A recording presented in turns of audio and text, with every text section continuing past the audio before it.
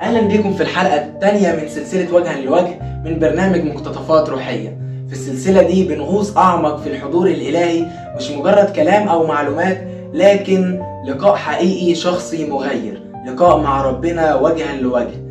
وعنوان حلقتنا النهاردة حين لا يرانا أحد. فيلا نجهز قلوبنا ويلا بينا نبدأ. في لحظات محدش بيشوفنا فيها، ولا بنمثل ولا بنتكلم، بس بنبقى مكشوفين قدامه. في أماكن محدش بيدخلها، لكن هو هناك بيبقى مستنينا. وكمان السر مش بيحصل في العلن، لكن بيحصل في الخفاء لما بنشوفه زي ما هو. طيب، عشان كده محتاجين نجاوب على 4 أسئلة.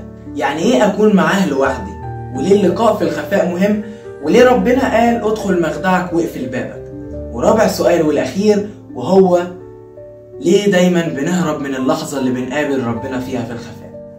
أول سؤال وهو يعني إيه أكون معاه لوحدي؟ بكل بساطة يعني أكون فاصل عن الناس، حتى عن نفسي. أوقات محتاج إن أنا أسمعه، بس محتاج أقعد قدامه من غير ما أحاول أقول له كلام حلو عشان أكسبه، لأن هو مش مديري أو لجنة اختبار عشان أحاول أكسبه بالكلام. بالعكس، هو أبويا وبيحبني ومستني يقعد معايا لوحده. وكمان أكون معاه حقيقي من غير أي تصنع، من غير ما أحاول أبين أحسن نسخة مني، لأنه هو عارف قلبي وعارف اللي جوايا. ربنا عايز مني قلبي، مش عايز استعراضي ولا الشو اللي أنا بعمله. تاني سؤال هو ليه اللقاء في الخفاء مهم؟ لأنك هناك بتتجرد من كل حاجة. مفيش ناس فمش هتمثل، مفيش لا كاميرا ولا جمهور ولا حتى فلان اللي بتخدم معاه. مفيش حد خالص شايفك غير أبوك السماوي. في العلن ممكن تكون خادم، واعظ، مرنم، أو ممكن التلاتة، بس في الحقيقة انت ابن محتاج لحضن ابوه. عارف بالظبط زي ما تكون جعان ومستني الكل يمشي عشان تاكل براحتك. هو ده بالظبط. الروح جعانة ومستنية اللحظة دي عشان تشبع. تالت سؤال وهو ليه ربنا قال أما أنت فمتى صليت فأدخل مخدعك وأغلق بابك وصل لأبيك الذي في الخفاء. لأنك لما بتقفل الباب ده هو باب العالم، باب الدوشة وباب التمثيل. وكمان كل ما بتقفل الباب بتفتح باب تاني ناحيته هو. ربنا مش عايزك تكون وحيد أو لوحدك، ربنا عايزك تكون لوحدك معاه هو عشان تكون مليان بيه. في المخدع مفيش وعظ ولا جمهور، لكن في حاجة واحدة بس، وهو صوت ربنا وهو بيقولك أنا عارفك وبحبك. وده أحسن من مليون كلمة تتقال في العالم. السؤال الرابع والأخير معانا وهو ليه ساعات كتير بنهرب من اللحظة اللي بنقابل فيها ربنا؟ طيب، بصراحة علشان بنخاف من السكوت اللي بنسمع فيه صوت ربنا، لأنه بيكشفنا على حقيقتنا، وبنظهر قد إيه إحنا مقصرين في حق ربنا، وبنزعل جدا من نفسنا. بس يا ريت نتوب بجد، وتكون توبة حقيقية، مش مجرد إن أسمع كلام وأسمع صوته أو أسمع عظة بس في الآخر أرجع على نفس الخطية اللي كنت بغلطها. كمان بنخاف من النور لأنه بيكشف، زي ما العيال الصغيرة بتستخبى لما تعمل حاجة غلط. إحنا كمان بنخاف مع إن ربنا بيحبنا وعمره ما هيكسفنا. فخلينا نقولها كده، البعد عن العين هو بعد عن القلب. لو قلبك بعيد عن عينك مش هتشوف. أقولك حاجة، اللي بيتزرع في الخفاء بيطلع في العلن. الخفاء هو المكان اللي بيتكون فيه كل حاجة. الخفاء فيه ناس بتخبي فيه خطيتها، وناس تانية بتخبي فيه قداستها. في الخفاء ناس بتصلي وتبان في وشها النعمة، وناس بتخبي فيه خطيتها ويبان في وشها الغربة. زي مثل شعبي كده بيقول اللي يزرع في الضلمة يحصد في النور. المثل ده في حياتنا الروحية جميل جدا وحقيقي جدا. عشان كده محتاجين ناخد أمثلة على الخفاء السلبي والخفاء الإيجابي، أمثلة من الكتاب المقدس ومن القديسين اللي عاصرناهم وعاشرناهم وعشنا معاهم. يهوذا كان من التلاميذ، من الدايرة القريبة جدا لرب المجد يسوع، بس في الخفاء كان بيسرق من الصندوق، وفي الخفاء اتفق يسلم المسيح بقبلة. يعني حتى الغدر لبسه شكل محبة. كان ظاهر وسط الناس من التلاميذ، وكان ظاهر تلميذ مطيع، بس في الحقيقة وجواه كان في حاجة تانية. ويسوع احتمله واداله بدل المرة 2 و3 من الفرص، ولمح له كذا مرة ان هو اللي هيسلمه. بس يهوذا ما اتعظش، وكمان قرر انه يعيش في الضلمة. حتى بعد ما اخطأ كان المفروض يرجع ويتوب لرب المجد يسوع، بس للأسف هو ندم، بس اتصرف تصرف غلط، وهو انه شنق نفسه، وده معناه اليأس. وللأسف كتير مننا بنوصل لمرحلة اليأس دي، بس لازم نكون عندنا أمل في رحمة ربنا، وإنه هيسامحنا مهما عملنا. ما نقولش يستحيل يسامحني ربنا، يستحيل يستحيل. ما تنساش إن الغير مستطاع عند الناس مستطاع عند الله، فما تيأسش من رحمة ربنا أبدا. داود لما أخطأ مع بشبع كل حاجة حصلت في السر، يعني محدش كان عارف حاجة، بس ربنا بعت له نسان وقال له أنت هو الرجل.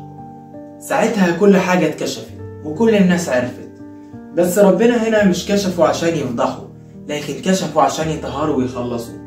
وهنا أحيانا كتير مننا بنتكشف قدام الناس. ممكن يكون قصد ربنا من الانكشاف ده هو ان انت تتغير او تتخلص من عادة معينة او من خطية معينة ماسكة فيك. فدايما كل اللي بيعمله ربنا بيكون للخير، زي ما قال قداسة البابا شنودة الثالث كله للخير. يوحنا الحبيب كان قريب جدا من قلب يسوع، مش بالمظاهر ولا بالكلام، لكن بالهدوء والمحبة والاتكال. كان دايما يميل راسه على صدر السيد المسيح ويقعد معاه، بس مش عشان يتصور سيلفي ويقول انا اقرب واحد للمسيح وانا وانا وانا، لكن عشان يتعلم منه ويستفيد منه. كان دايما ساكت وحاضر. وكمان في الصليب كل الناس هربت، في اللحظة اللي الكل كان بيستخبى يوحنا كان واقف ثابت ومخلص للسيد المسيح. قد ايه يوحنا الحبيب جميل، وقد ايه كلنا محتاجين شخص زي يوحنا الحبيب في حياتنا يساعدنا ويقف جنبنا، وشخص في اخلاصه للناس. مثلا القديسة أناسيمون كانت عايشة حياتها في خفاء تام، محدش يعرف عنها حاجة، ولا حد يعرف ان هي بتصلي وعايشة حياتها كلها تسبيح وصلاة لرب المجد.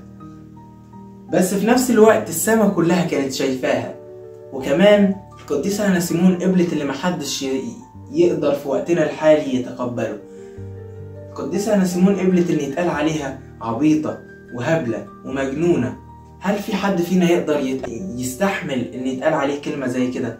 لا، يقول عليا كده ده ناكله بسناني، ما ينفعش يقول عليا كده. انا ممكن اقول عن نفسي كده ابين نفسي متواضع، لكن حد يقول عليا لا ازاي، لا انا لازم اعمل واعمل، ما ازاي يقول عليا كده. فالقديسة أناسيمون كانت قديسة جميلة جدا، وزي ما ابونا السماوي بيقول وابوك الذي يرى في الخفاء هو يجازيك علانية. عشان كده دي القاعدة الإلهية، اللي بيتزرع في السر بيطلع في العلن. بص، عايز الخلاصة؟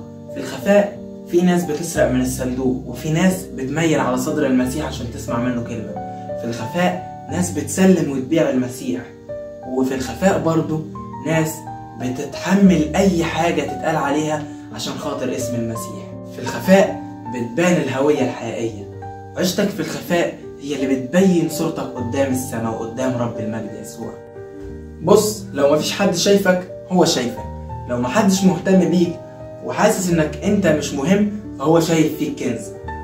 يعني اللي انت شايفه بسيط عند ربنا كبير.